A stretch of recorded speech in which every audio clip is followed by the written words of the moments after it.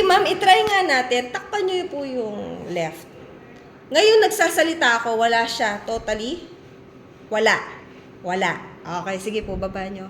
Ang client po natin ngayon ay nabingi na ang kanyang kanan tenga. Ito ay ipinasuri na ni ma'am sa doktor at ayon po sa kanyang doktor ay namamaga daw po ang loob ng kanyang tainga. Ayon po kay ma'am, ang kanyang pagkabingi ay biglaan. Ito po raw ay nagsimula nang sumakit ang kanyang leeg malapit sa kanyang tenga. Simula noon ay hindi na po ito makarinig.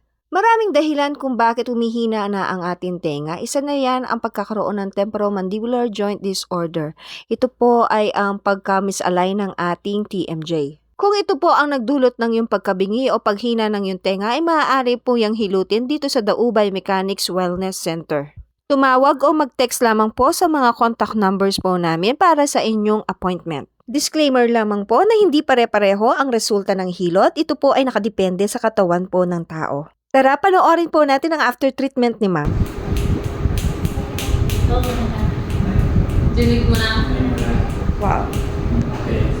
Maaaring mag-iba ang mga individual na resulta. Ang katawan at kondisyon ng kalusugan ng bawat tao ay natatangit. Ang mga resulta mula sa aming mga serbisyo ay maaaring mag-iba. Hindi namin magagarantiya ang mga partikular na resulta o pagpapabuti sa anumang partikular na kondisyon ng kalusugan.